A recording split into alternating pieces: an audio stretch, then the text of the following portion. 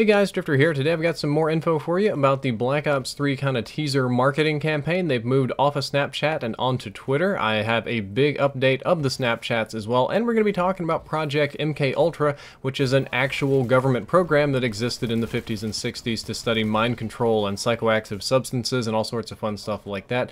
The gameplay that you're seeing right now is me using the AK-12G with a silencer, stock, and quick draw grip. I get off to a somewhat newbie start in this map because I don't think I've ever played hardpoint on Drift before, but I do pick up and play pretty well near the end. So let's talk about this new Twitter account. I actually got this DM'd to me pretty quickly. Apparently people stalked Treyarch.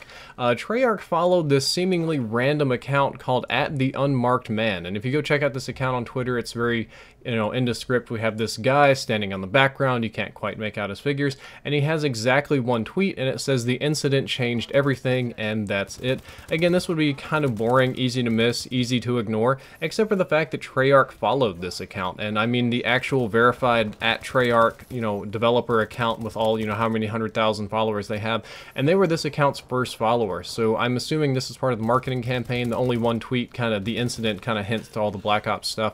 And on top of that, I don't think it's fake, because typically fake accounts don't get followed by developer studios, and they also tweet out a whole bunch of BS to draw more attention to themselves. They're very rarely patient like this account is. So I would expect to see more things from them pretty shortly. Moving on, let's talk about these Snapchats. They have taken an increasingly dark and unusual tone, but they're also starting to tell a story. They're starting to tell a story about medical experiments, about the human consciousness, about mind control, paranoia, fear, side effects, PTSD, all sorts of things like that. Very creepy, but I'm going to go ahead and roll a big block of them here so you can just watch them. They're a little bit under a minute long, but well worth watching.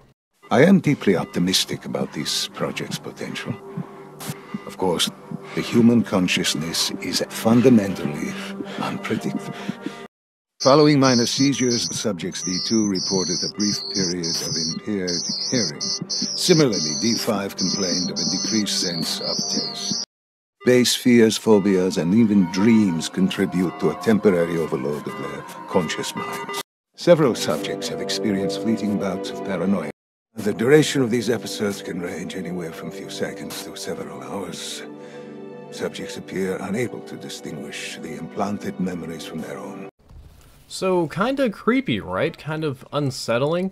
But it is telling a clear picture of what's going on with the Black Ops 3 story. Probably has to do with the sort of mind control, the Russian implantations, the experiments, all that sort of stuff that's tied in with the Black Ops story. But I have a feeling that it's really alluding to Project MKUltra. This is something to where the conspiracy theorists among you are probably more familiar with. The rest of you are probably a little bit confused about. I'll leave a Wikipedia link down there in the description. But the TLDR of Project MKUltra is that it was a sort of mind control program run by the CIA. It started in the late 50s and continued until the very early 70s. They shut it down.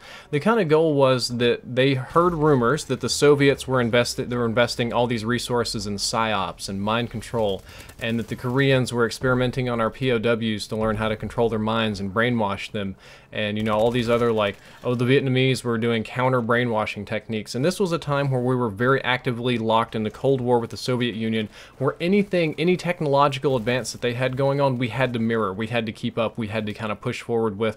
Same thing with them. Anything we built, they tried to copy, and even if we hear a rumor of it, we just throw millions of dollars of research money into it. So this was a project that was completely illegal. Some of these experiments were done on volunteers, and some of them were done on unsuspecting US and Canadian citizens completely illegally, and the project eventually got shut down. The goals, which you can read about on Wikipedia, are 17 parts long. They're some of which are very vague, but I'm going to try and TLDR that too.